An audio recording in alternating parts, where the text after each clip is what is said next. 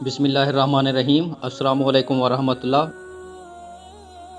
دین محمد کے بیٹے کی شادی تھی، لیکن دین محمد کا بڑا بھائی کسی بات پر کچھ عرصے سے خفا تھا۔ بیٹے کی شادی قریب آئی تو دین محمد نے اپنے بڑے بھائی کو منانے کے لیے کوششیں شروع کر دی۔ کیسے ممکن تھا کہ دین محمد کے بیٹے کی شادی میں دین محمد کا بڑا بھائی اور دولہے کا تایا ہی موجود نہ ہو؟ کیونکہ پہلے اس بات کو بہت غلط سمجھا جاتا تھا کہ جس سے اپنے سگے رشتے نہیں سنبھالے جاتے، وہ آنے والے رشتے یا بننے والے رشتے کیا خاک سنبھالے گا۔ دین محمد اپنے بیٹے کو لے کر اپنے بڑے بھائی یعنی دلہا کی تایا کے گھر پہنچ گیا اور منانے کی ہر ممکن کوشش کی۔ بڑے بھائی سے ہاتھ جوڑ کر معافی بھی مانگی اور پیر پکڑ کر ہر طرح کی منت سماجت بھی کی، مگر کامیاب نہ ہو سکا۔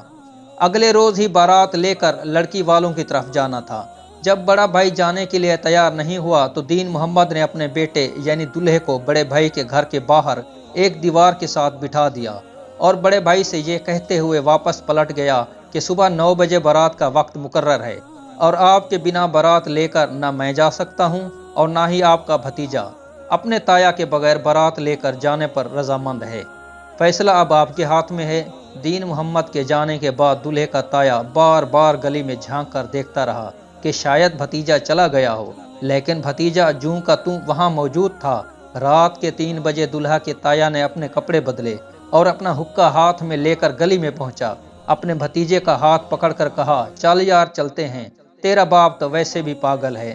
تایا اور بھتیجا شادی والے گھر پہنچے تو سب نے استقبال کیا اور دین محمد نے پوچھا کہ بھائی جان آ گئے آپ؟ جواب ملا، کیسے نہ آتا، لڑکی والے کیا سوچتے کہ دلہا کا تایا بارات میں کیوں نہیں آیا اور ایسے خاندان کی بدنامی ہوتی، اور اوپر سے تم دلہے کو گلی میں بٹھا کر چلے گئے تھے۔ یوں ہنسی خوشی یہ شادی اپنے اختتام کو پہنچی۔ رشتے اس طرح جوڑے جاتے ہیں، یہ مقام ہوتا ہے رشتوں کا۔ مگر خیر چھوڑیں، ہم تو ماڈرن ہیں، نئے زمانے کے لوگ ہیں، باشعور ہیں، تعلیم یافتہ ہیں۔ وہ تو پرانے لوگ تھے نا، وہ تو جاہل تھے، وہ تو ان پڑھ تھے نا۔